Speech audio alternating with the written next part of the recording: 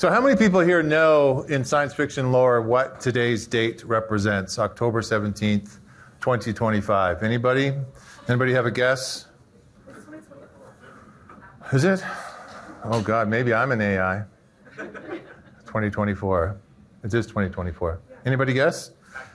No, today, October 17th, 2024 is the day that in the original Terminator movie, that Skynet became self-aware and began a decades-long war to exterminate humanity.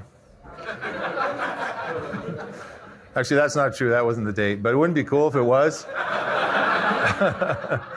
Actually, you know what happened on thinking about it? Anyone know the actual date? You want to out yourself as a nerd at all?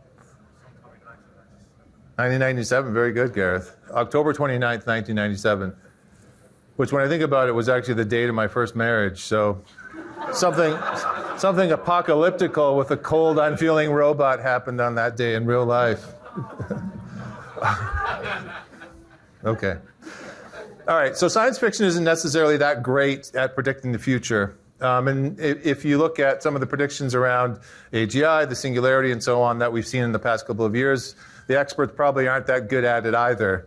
But that's not what we're going to talk about today. That's an interesting conversation, certainly a really critical one. What we're going to talk about today is the impact that AI can and is having on the practice of law. And we're going to show you some examples of things that we're doing right now today. So look, generative AI is an existential threat and a generational opportunity for the practice of law. I believe this because after spending every day with these models for the past 2 years in the legal context, even in this early Betamax, maybe 8mm era that these models are in, we estimate that upwards of 50% of the tasks that attorneys bill clients for could be significantly automated or impacted by this technology. This technology right now that we have today. So it's an incredible opportunity to look at how we practice law, look at how we generate value for clients and how we deepen that, and that's what my focus is every day. Many decades ago, of course, automation came for factory work, came for blue-collar work, and automation is here for white-collar work. Even these high cognitive activities that attorneys do, it is here, and we are going to start to see the impact. And if you believe the experts about this technology, certainly the cognitive curve is sloping ever upward with the application of more data and more processing power. Thus, we see announcements like the one we did yesterday of Amazon investing in nuclear reactors, following on the heels of similar announcements from Microsoft, from OpenAI, and others. The demand for processing power, in their view, is going to skyrocket. And moreover, they believe that this cognitive curve is going to continue to curve upwards. So what does this mean? So I want to show you what this looks like in real life and some examples of things built for lawyers. But I want to start actually with an example that is just not from the legal world, but just from the commercial world. So here's the agenda for today. This is an amazing event, amazing information, amazing speakers, but an agenda isn't the most exciting document to read, right? Well, let's see if we can punch it up a little bit. So here's what we're going to do. We're going to download this agenda as a PDF, and we're going to upload it to this free tool. This is a Google experiment called Notebook LLM. There are exactly the same tools available in open source for free. And we are going to upload this document, and I already cooked this dish. It takes a few minutes to do. And we're going to ask it to create a podcast discussing today's agenda. So let's see how it did. All right, so we're diving into something pretty big today.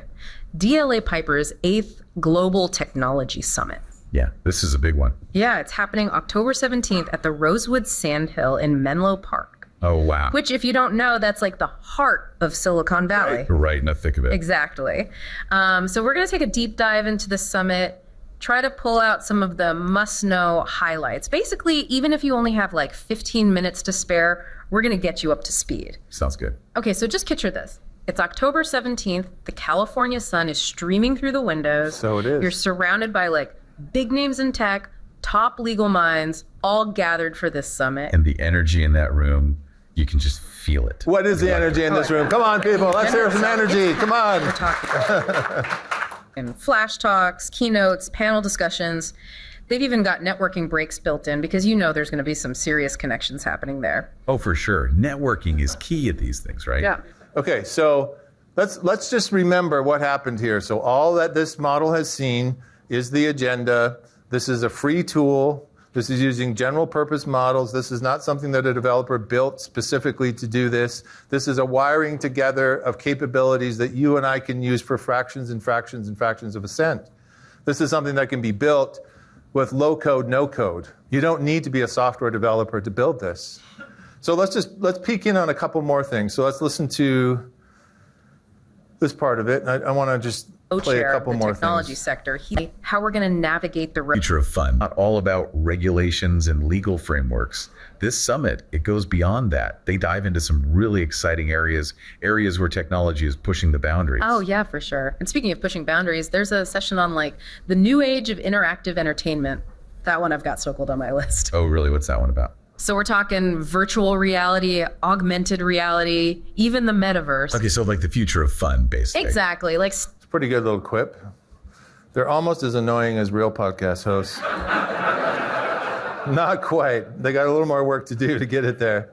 And they articulate way too well for a podcast host as well. One last Here, it's thing. just not Let's evenly peek in here. distributed yet. and events like this, they give us Probably a the most peek important behind part the of it, curtain, actually. you know? Yeah. A glimpse at how that future's going to play out. Definitely. Makes you realize it's time to buckle up because things are about to get interesting. To say the least.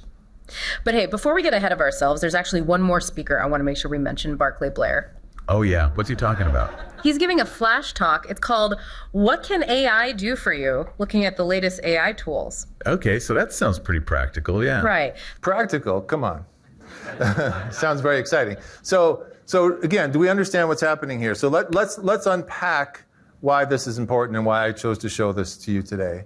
So you don't need to be a robotics engineer. You don't need to be a software engineer to put the power of generative AI to work. And this is very significant because lawyers are not software engineers, right? And if you think about, the law has a reputation for always being a little bit behind in innovation and so on. And in many ways, the practice of law has not benefited from some of the automation and engineering that has benefited other parts of the corporate world. But that's about to change. Now remember, first of all, that this is a capability that we interact with through text, through plain text. You don't talk to it through code, or you don't have to talk to it through code. Everything we show these models goes as text or images in the case of an image model, and we don't need to be a programmer to be able to do that. It's also inexpensive. I saw a stat the other day that claimed that generative AI is the fastest depreciating technology in history. It is now 99% of less expensive than it was a year and a half ago. So this is incredibly impactful. This is a ubiquitous intelligence that we can plug into. We don't have to train our own models. We don't have to be PhD data scientists. These general purpose models are actually very good at multiple different things, and that's what's happening in this application, is that the application is leaning into several different capabilities and wiring them together.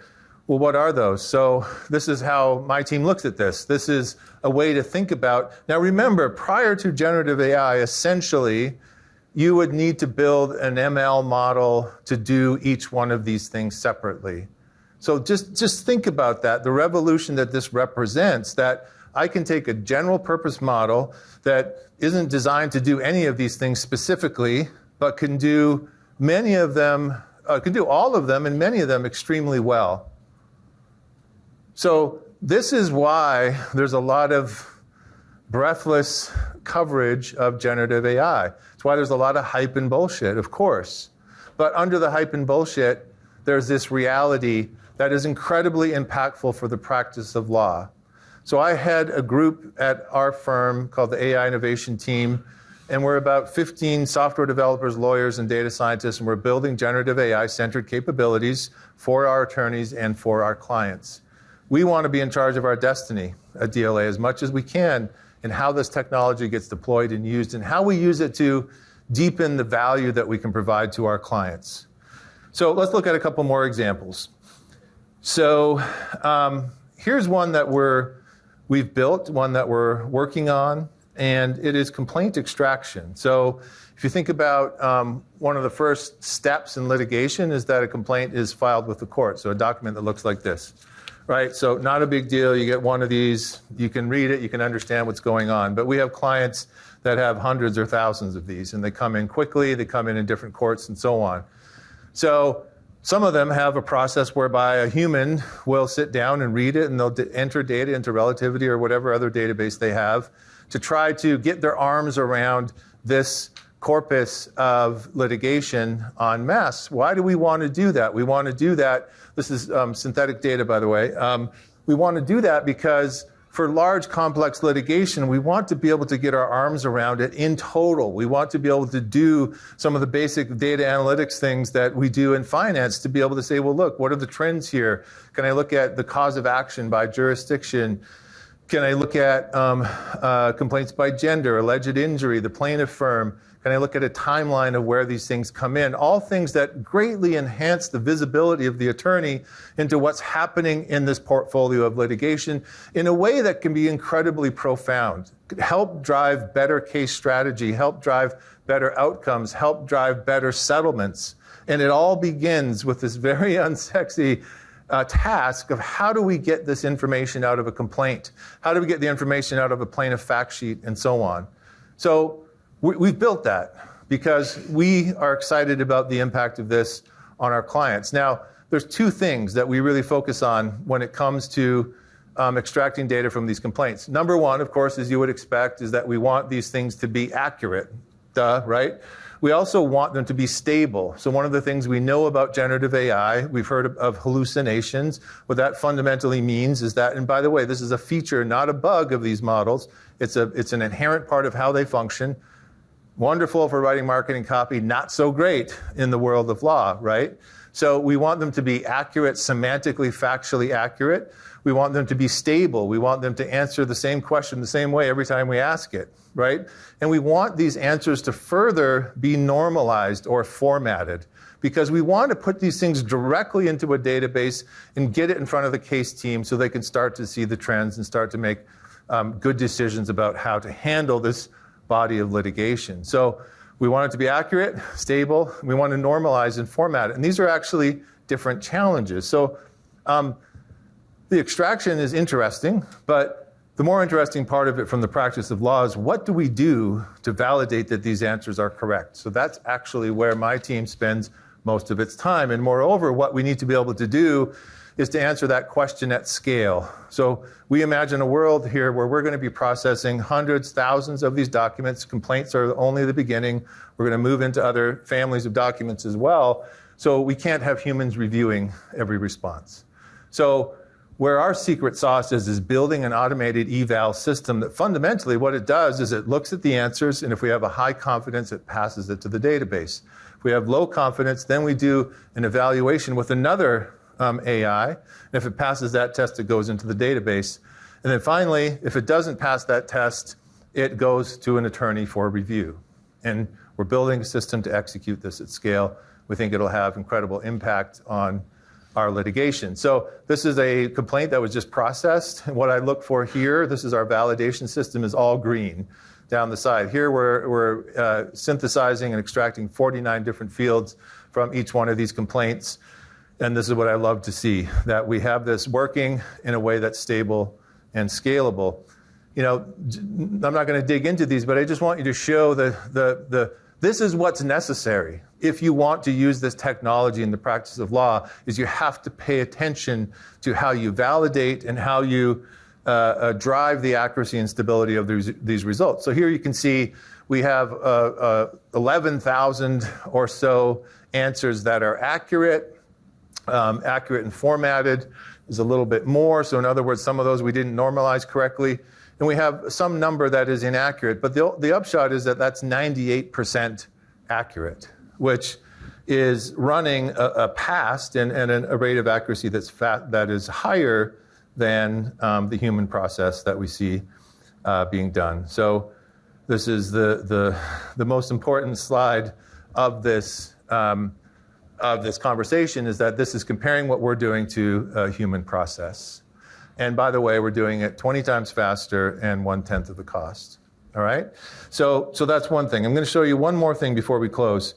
And so complaint extraction, as I said, is just the beginning. This is something that all of us can unlock, this capability for various kinds of legal documents, both inside and outside of litigation.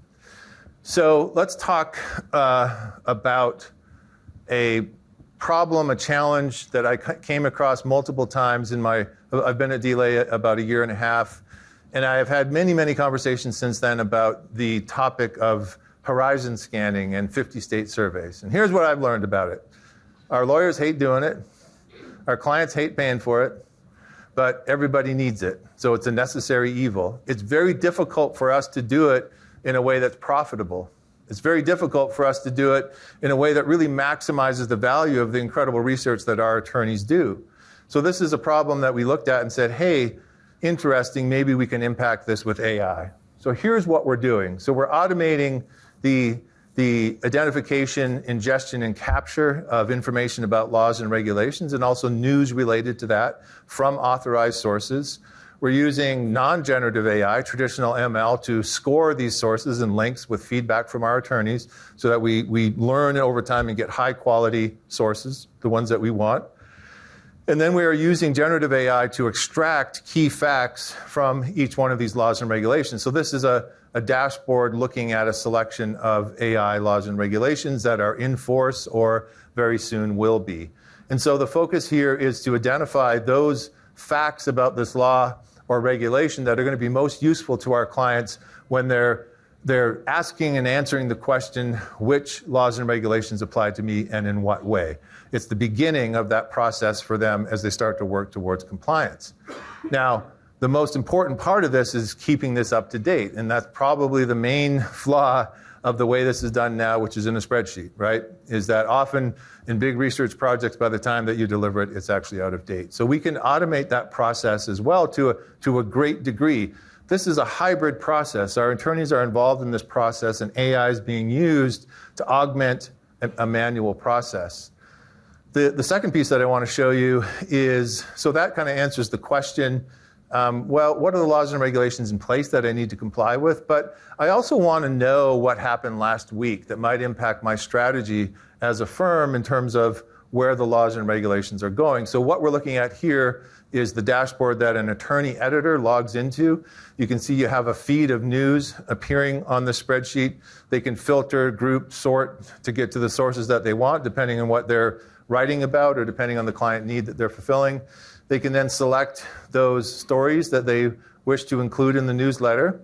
And then from there, they can, and here we can see these ones are pre-selected, then they can create, hit this button to create the draft newsletter. So we have a set of prompts in the background that we continuously hone and optimize that are looking at these articles and conducting a real-time summary of each of those articles, and then creating a summary of summaries that becomes kind of the topper for this section. And you can see ultimately our newsletter repeats this for policy, things that are not laws and regulations, but that are going to impact them.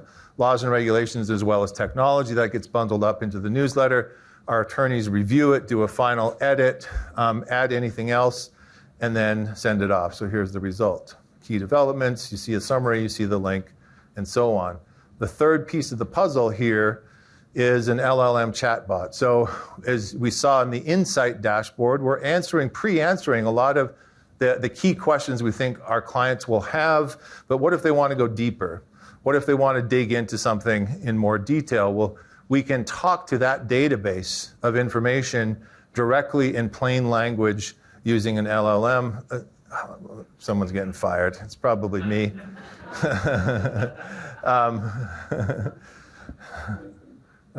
What is love? Let's see what happens. And so this just gives our clients the ability, let's say that you want to, good answer. Let's say that a client wants to dig into the facial recognition pieces of the AIA. Well, this gives them the ability to do that, to conduct their own research. So I'm going to wrap it up. I think that what I would leave you with here is that the future is here. We're using AI right now as a firm today in the practice of law, and we expect that usage to grow over time. It's a key way that we are going to continue to deliver more value to our clients over time and expand the kinds of things that we can help them with at attractive price points. I mean, this is part of the benefit of this automation technology. And I don't think AI is going to replace lawyers anytime soon, but I do know that a lawyer using AI is going to replace a lawyer not using AI. So thank you very much.